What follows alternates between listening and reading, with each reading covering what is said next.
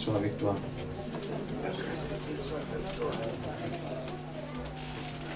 Amen.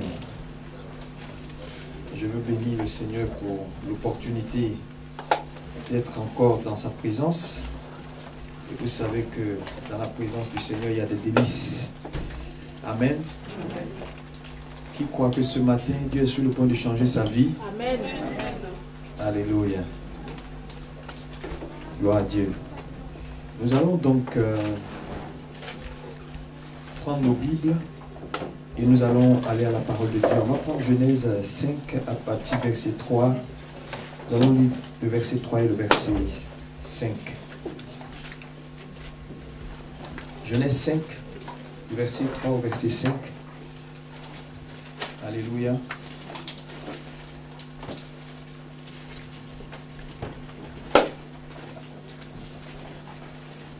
J'aime bien faire lire les gens parce que je veux que tout le monde participe. Est-ce que je peux avoir un lecteur pour ce matin? Oui, vas-y, ma soeur. La Bible nous dit dans Genèse chapitre 5, verset 3 à 5. Oui. Adam, âgé de 130 ans, engendra un fils à sa ressemblance selon son image, Oui. et il lui donna le nom de Seth. Les jours d'Adam, après la naissance de Seth, furent de 800 ans, et il engendra des fils et des filles. Et il engendra des fils et des filles. Merci, on va s'arrêter là. Gloire à Dieu.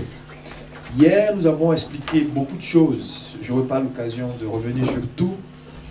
Et nous avons donc, nous sommes allés à l'origine pour comprendre pourquoi les hommes sont comme ils sont, pourquoi ils agissent comme ils agissent. Parce que si on nous demande de changer, il est important également de comprendre pourquoi on nous demande de changer.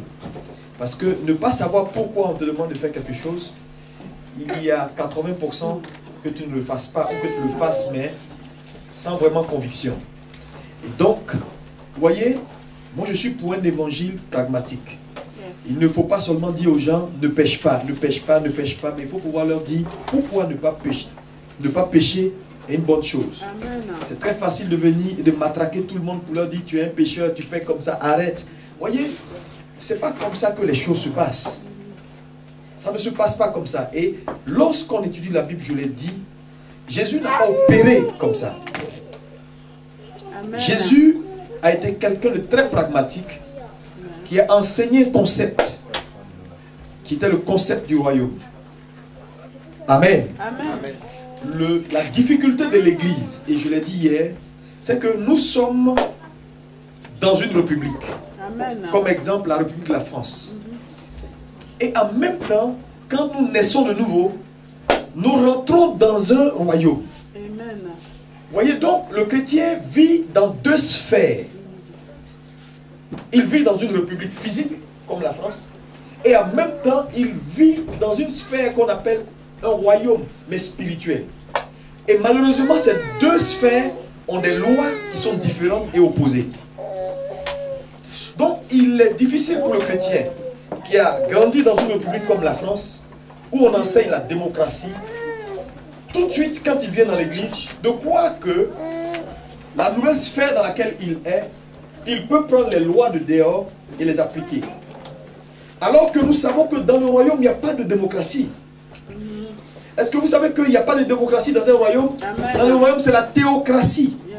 Amen. C'est-à-dire, il y a un chef et il y a des gens qui suivent. Yes. Amen. C'est pourquoi il est difficile, surtout en Occident, pour les chrétiens d'accepter la notion de vraiment, ce que vous enseignez là, à un moment donné, quand tu commences à enseigner véritablement la notion de père et fils, les gens vont se dire, ah non, non, non, ce monsieur-là, il est en train d'être un gourou, c'est pour nous diriger, c'est parce qu'il veut prendre notre argent. Pourquoi? Parce que les gens ont été programmés selon les règles de la République. Et dans la République, c'est la démocratie, c'est la liberté, on dit ce qu'on pense, on est tous égaux. Mais dans le royaume, l'égalité entre nous est une égalité de, comment on appelle ça, de substance. Mais n'est pas une égalité de dimension. Amen. Tu ne peux pas être même chose avec ton pasteur. tu vas recevoir de qui? Amen. Si on est même chose, on n'a plus rien à s'apprendre. Amen. Vous comprenez? Amen. La difficulté dans l'église, quand véritablement l'enseignement biblique correct n'est pas donné. Amen. Est-ce qu'on me suit? Amen. Amen. Par exemple, dans une république, c'est le peuple qui choisit son président. Mais dans un royaume, c'est le roi qui décide qui est citoyen. Vous voyez que c'est opposé toujours. Dans le monde ou dans la république, il faut voir avant de croire. Mais dans le royaume, il faut croire avant de voir. Amen. Donc vous voyez que si vous ne vous affranchissez pas de ce que vous avez reçu de votre environnement, vous ne serez jamais de bons enfants de Dieu. Amen. Amen. Voilà pourquoi il faut qu'il y ait changement. Maintenant, quand on parle de renouvellement de l'intelligence, tu peux me demander, pasteur, ça veut dire quoi? Le verset de Romains 12, est-ce que tu peux me lire ça? Lis-moi Romains 12. À partir du verset 1, vas-y. Il faut écouter la parole du Seigneur, s'il vous plaît. Oui, vas-y, à haute voix. La Bible nous dit, Oui. je vous exhorte donc, frères, Il dit, je vous exhorte donc, frères, par les compassions de Dieu, par les compassions de Dieu, à offrir vos corps comme un sacrifice vivant, à offrir vos corps comme un sacrifice vivant. saint, Oui. agréable à Dieu, Mhm. ce qui sera de votre part un culte raisonnable. Oui. Verset 2. Oui. Ne vous conformez pas au siècle présent, Ne vous conforme pas au siècle présent.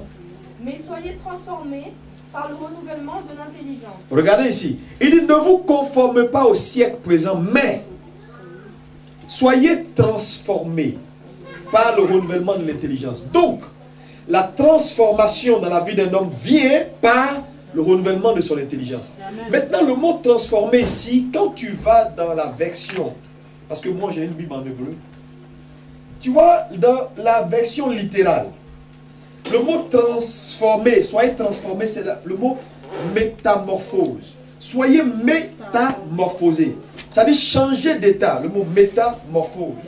Changement d'état. C'est un peu comme ce qui s'est passé avec le Seigneur à la montagne. Soyez transfigurés. Le Seigneur était transfiguré. Donc, en d'autres termes, si tu enlèves le mot transformation, tu peux mettre le mot métamorphose ou transfiguré. Soyez transfigurés par le renouvellement de votre intelligence ou soyez métamorphosés, changez d'état. Donc, c'est un changement d'état. Parce que tu peux me poser la question. Lorsqu'on dit on devient enfant de Dieu, on ne devient pas enfant de Dieu parce qu'on est venu juste dans une église et on a entendu une parole. Amen. Mais être un enfant de Dieu, c'est un changement d'état. Amen. Voilà pourquoi quelqu'un qui naît d'une femme, qui n'a jamais commis un seul péché, s'il meurt, il va en enfer. Tu es peut-être choqué. Tu n'es pas choqué, non? Amen. Ça dit quelqu'un qui naît d'une femme, qui est bien gentil, qui fait de bonnes études et qui est correct, qui ne vit pas dans le péché, s'il meurt, il va en enfer. Pourquoi? Parce que c'est un problème d'état. Un lion n'est pas un chat. Un lion peut se comporter comme un chat, mais il n'est pas un chat. Donc, quelqu'un qui est né d'une femme et qui est correct et qui est bien, c'est un pécheur qui se comporte comme un enfant de Dieu. Quand on dit quelqu'un est un pécheur, c'est une affaire de nature. Ce n'est pas une affaire d'acte. Donc, quand il dit la métamorphose, c'est une question de changement d'état. Mais il dit ce changement d'état vient par le renouvellement de l'intelligence. Pourquoi ça passe par le renouvellement de l'intelligence? Parce que l'intelligence est dans l'âme et l'âme est intermédiaire entre l'esprit et le corps. Amen. Amen. Et donc, l'âme est le centre de traitement des informations. Amen. Vous voyez, les jeunes dames ne sont pas venues. Je voulais les... Viens s'il vous plaît, madame, venez. Je vais juste faire une illustration rapide. J'ai besoin de quelqu'un d'autre. Mon ami, tu peux me rendre ce service? Merci. Vous venez. Juste. Là. Vous voyez, c'est 3 personnes. Le monsieur va rester au milieu. Ça, c'est son esprit. Ça, c'est l'âme. Ça, c'est le corps. La seule partie de ton être qui est comme Dieu, c'est lui, ton esprit. Il est comme Dieu, il connaît Dieu, il est lié à Dieu. Lui, c'est l'âme, il est intermédiaire entre les deux. Mais il n'est pas intermédiaire pour rien du tout. Mais il est intermédiaire parce qu'il a un rôle fondamental. Ça, c'est le corps qui est mort. C'est juste un récepteur. Le corps, il est comme un vêtement. Ce vêtement-là, vous voyez, quand je bouge, il bouge. Mais si je le dépose, il ne peut plus rien faire de lui-même. Maintenant, le véritable problème, c'est que l'esprit est né de nouveau, c'est-à-dire l'esprit est devenu comme Dieu. Quand quelqu'un donne sa vie à Jésus, ce n'est pas les deux là qui changent, voilà le seul qui change. Celui-là, il est né, donc il devient comme Dieu, il connaît Dieu, il est connecté à Dieu. Maintenant, ici, malheureusement, Dieu a déposé l'un des éléments les plus importants qu'un homme a dans sa vie. Dieu ne l'a pas déposé ici, Dieu ne l'a pas déposé ici, mais Dieu l'a déposé au milieu. Donc, et qu'est-ce qu'il y a ici? Ici, il y a les émotions, il y a les sensations, il y a l'intelligence et il y a la volonté. Est-ce qu'on peut dire quoi la volonté? La volonté. Et vous savez, la volonté est l'un des éléments les plus importants qu'un homme peut avoir. Pourquoi? Parce que Dieu est un homme libre. Et quand il a créé l'homme à son image, l'une des choses qu'il a données à l'homme et qui est le plus dangereux, c'est le libre arbitre. C'est-à-dire sa volonté. Est-ce que vous savez que c'est l'une des raisons pour lesquelles tout être humain sera jugé? Pourquoi? Parce qu'il n'y a aucun homme qui pourra dire, Seigneur, je ne le savais pas, ou ce n'était pas ma faute. Parce que tout être humain serait responsable au dernier jour de ses actes.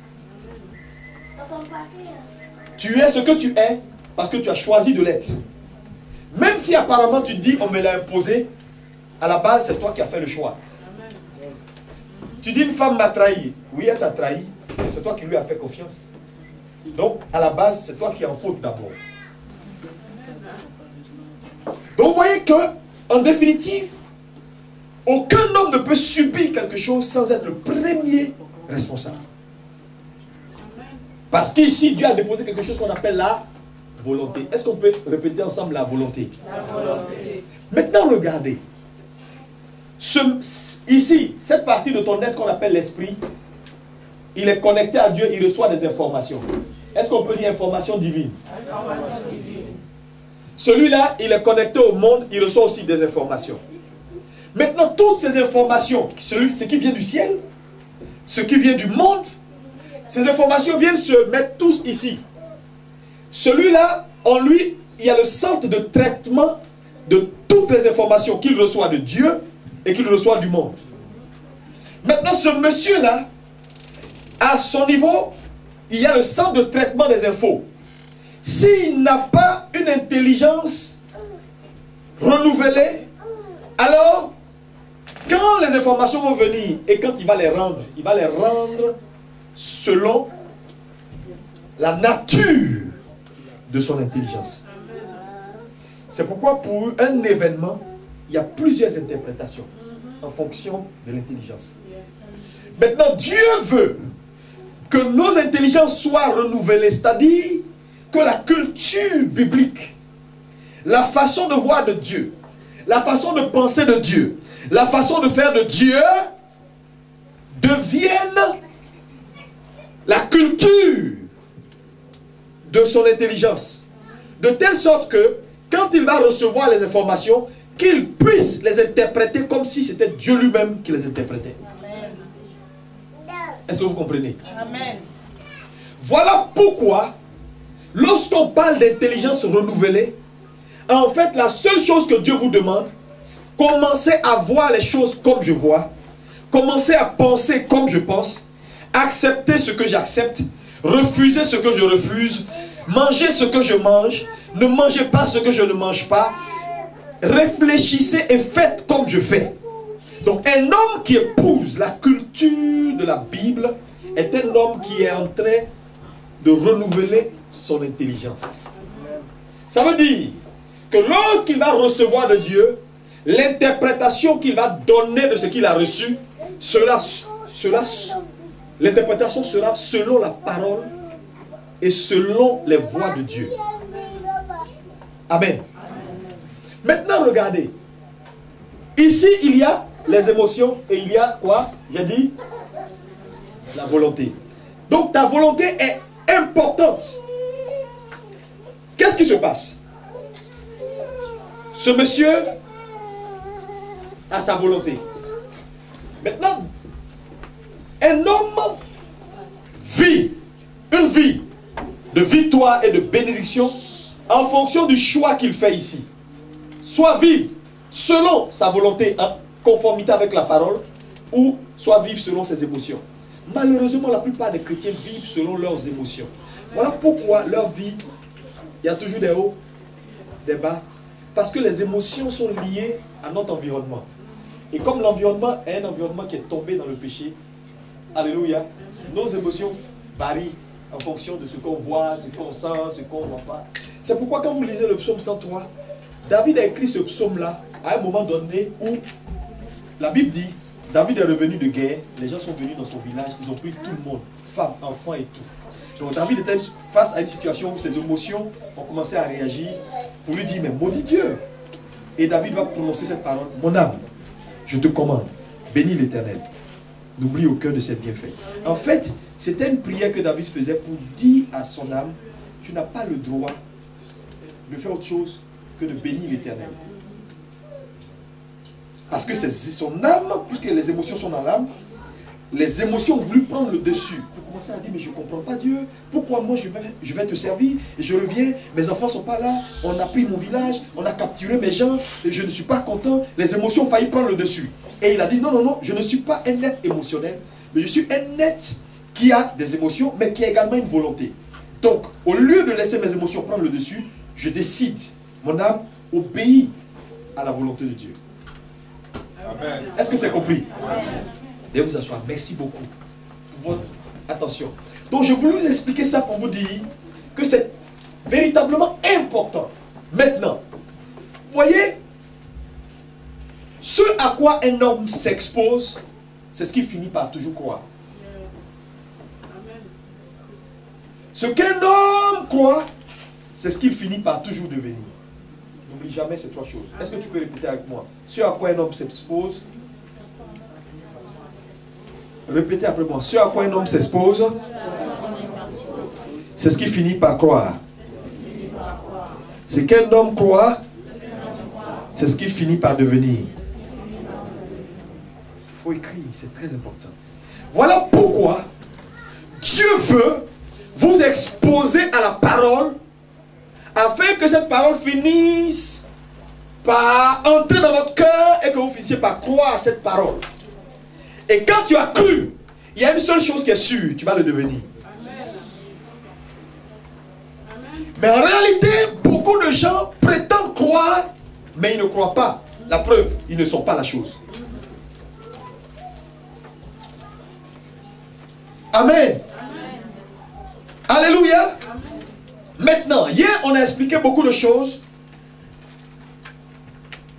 Mais un élément fondamental, l'un des éléments importants que je voulais t'expliquer ce matin, j'arrive, je n'ai pas fini, je suis juste à l'introduction encore, c'est que, vous voyez, la pensée est très importante. La Bible dit, un homme est tel que sont les pensées de son cœur. Proverbe 23, verset 7. Nous allons sur la base de ce verset. Donc, si un homme est tel que sont ses pensées, alors, ne joue pas avec tes pensées. Tout commence par une idée. Tout le monde dit idée. Quand un homme reçoit une idée, quand l'idée est conçue, elle devient une pensée. Quand la pensée est conçue, elle devient un concept. Et c'est ce concept-là qui établit sa perception de la vie. Et c'est cette perception-là qui détermine ses actes. Et c'est ces actes qui déterminent ses habitudes. C'est pourquoi la pensée ou l'idée que tu reçois d'abord est fondamentale. Et dans cette conférence, nous sommes en train de vous donner des idées venant de la part du Seigneur. Si vous les recevez et vous les concevez, elles deviennent vos pensées. Et ces pensées-là, si elles sont également conçues, elles vont devenir concepts. Elles vont vous établir une perception. Le mot perception ici, c'est votre perception qui vous donne de faire des analyses. Par exemple, un événement n'est pas un problème en soi, mais on a fait un problème en fonction de l'interprétation qu'on fait de l'événement. Mais, pour le même événement, quelqu'un peut avoir un problème, un autre peut ne pas en avoir. Vous êtes d'accord avec moi? Amen.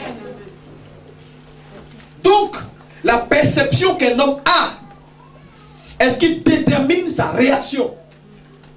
Amen. Mais n'oubliez pas que la perception vient également de la conception que l'homme a. Et la conception vient de la pensée de la personne. Et les pensées de la personne viennent des idées qu'il a choisi de croire. C'est pourquoi, ce matin, je voulais vous exhorter à choisir vos pensées. Amen. Ce n'est pas tout qu'on croit dans la vie. Et c'est pourquoi ces paroles que nous sommes en train de vous donner sont tellement importantes. Parce que ce qu'un homme croit, il finit toujours par le devenir. Alléluia. Amen. Alléluia. Amen. Maintenant, un exemple simple. Vous voyez, je donne l'exemple du pasteur et son fils. Quand vous voyez un homme, je vous pose la question. Comment un homme éduque son enfant? Ma soeur, viens encore. Il faut suivre, hein, parce que je veux que tu comprennes. C'est ça le plus important en fait. Vous voyez cette soeur, imaginez c'est ma fille. Si je dois l'éduquer pour qu'elle soit comme moi, qu'est-ce que je fais? Regardez. Je n'aime pas quand on dort tard, à 22 heures. Je n'aime pas quand on mange avec les deux mains dans l'assiette. Quand elle fait quelque chose, je dis non, non, non, non. Papa n'aime pas ça, ok? Si cette dame m'écoute et fait ce que je lui dis, à chaque fois que je lui donne un conseil et que je dis je n'aime pas, en fait, comme je ne peux pas me couper et puis me mettre en elle, les paroles que je lui donne sont un prolongement de moi. Quand elle accepte une parole de moi, elle devient un peu plus comme moi. Amen. Amen. Amen. Si elle m'écoute, il va arriver un moment donné, quand tu as parlé à ma fille, tu m'as parlé. Amen. Amen. Amen. Amen. C'est la même chose avec Dieu. Dieu ne peut pas se découper pour venir se mettre en toi. Donc il a fait quoi? Il a dit ce qu'il aime, ce qu'il n'aime pas, comment il voit, ce qu'il ne mange pas, ce qu'il ne veut pas que tu touches, comment tu dois t'asseoir. Il a tout dit. Maintenant, chaque fois qu'il te dit, quand tu acceptes ce qu'il dit, c'est une partie de Dieu que tu mets en toi. Donc un homme qui écoute Dieu, qui pense comme Dieu, qui accepte les principes de Dieu, qui accepte de faire ce que Dieu veut, il finit donc par devenir comme Dieu. Tout simplement. Voilà la vraie délivrance. Voilà comment un homme est affranchi. C'est pourquoi Jésus a dit, vous connaîtrez la vérité. Le mot connaître, ici, a deux volets. C'est-à-dire vous allez avoir la compréhension de la vérité. Et la compréhension que vous aurez de la vérité va vous affranchir. Amen. Est-ce qu'on peut dire Amen? Amen. Donc, si vous écoutez chaque jour ce que Dieu vous dit, c'est une partie de Dieu que vous construisez en vous. Si vous écoutez chaque jour, non, non, non, non, on ne fait pas ça, on fait ça. Tu acceptes, tu reçois la chose, la nature de Dieu vient en toi. À un moment donné, Dieu va te remplir. Parce que lorsqu'on parle de l'église, corps de Christ, est-ce que tu t'es posé la question un jour pour savoir, est-ce que cette église-là, c'est vraiment le corps de Christ? Parce que quand on dit l'église, corps de Christ, par extrapolation, les gens disent, nous sommes l'église, nous sommes le corps de Christ. Ça, c'est pas extrapolation. Sinon, en réalité, l'Église ou le corps de Christ, c'est la partie de Dieu en chacun de vous. Pas vous, mais la partie que Dieu a pu se construire. Maintenant, si on prend nous tous qui sommes dans cette salle-là maintenant, on presse nous tous et on sort la partie de Dieu qui est en nous tous, peut-être que ça ne fera pas 10 kilos.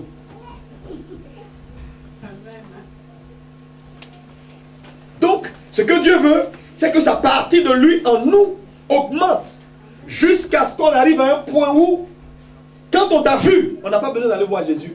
Quelqu'un m'a dit, j'ai vu quelqu'un qui est exactement comme le Dieu que je prie, je lis dans la Bible. Alors qu'il a vu l'apôtre Kennedy. Vous suivez? Voilà là où Dieu nous envoie. C'est pourquoi je vais vous le dire. Aucune culture, aucun concept mondain ne peut accomplir la volonté de Dieu. Vous êtes peut-être dans un pays où il y a des façons de faire. Vous savez, il n'y a pas une Bible pour l'Afrique, il n'y a pas une Bible pour l'Europe. Quand je viens souvent en Europe, les gens disent non, vous ne comprenez pas, vous êtes en Afrique, nous on est en Europe. Dieu va juger l'Église, va juger tout le monde avec la même parole. Amen. Si la France ne t'arrange pas, rentre au village. Amen. Parce que c'est une question de salut. Tu dis non, on est en Europe, c'est pas facile pour nous ici. C'est pas une affaire facile. Dieu ne va pas venir dire oui, parce qu'il était en Europe, bon, il était exposé à trop de péchés, il y avait trop de films, il y avait trop de ça. Non, frère. Est-ce que tu es devenu ce que Dieu veut que tu deviennes? Point. C'est terminé. Amen. Tu vois, les gens sont choqués, ils disent non, mais en Afrique, vous pouvez vous permettre de tels enseignements, mais ici, mais mon frère, si c'est la parole, il faut qu'elle soit ici, comme elle est en Afrique. Amen. Comme elle est à Jérusalem. Parce que ce que Dieu veut, c'est qu'en réalité, les chrétiens soient exposés à la même information de telle sorte que, quand tu vois un chrétien à Paris, et tu vas à Tokyo, tu vois un chrétien à Tokyo, qu'ils soient les mêmes. Amen. Parce qu'exposés à la même culture. On ne peut pas trouver des chrétiens de Paris. Et quand on va en Afrique, on a des chrétiens d'Afrique. On va en Chine, on a des chrétiens de Chine. Mais attendez, on est exposé à quoi alors? Parce que deux personnes exposées à la même information vont se comporter de la même façon, vont penser de la même façon. Amen. Merci ma soeur. Est-ce que c'est bon? Amen. Alléluia. Amen. Donc c'est un choix que tu dois faire. D'accepter ce qu'on te dit, d'enlever ce qu'il y avait avant, de dire, ça c'est la parole, je crois ça, et c'est tout. Et en acceptant, en croyant cette parole, tu deviens la chose. Moi j'ai une foi forte. Hein. Il y a des choses, tu ne peux pas me convaincre. Tu me dis ça 1000 fois, je ne peux pas te croire. Parce que ça fait partie intégrante de ma vie. Il n'y a pas quelqu'un qui peut me convaincre que je n'ai pas réussi et je ne suis pas en train de réussir. Ce n'est pas possible. Parce que, est-ce que je vous pose une question? Est-ce que le petit de l'éléphant, pour qu'il grossisse, on a besoin de prier et jeûner? Quand un éléphant donne naissance à un éléphanteau, tu peux l'insulter, tu peux dire, je déclare que tu vas maigrir. Devant tes yeux, il grossira. Pourquoi? Parce qu'il a en lui ce qu'il faut pour grossir. Donc nous sommes nés de Dieu. Notre destinée, elle est déjà grande. Il faut l'accepter. Alléluia. Amen. On continue avec la notion de Père. Cette notion, donc, je dis, est une notion importante.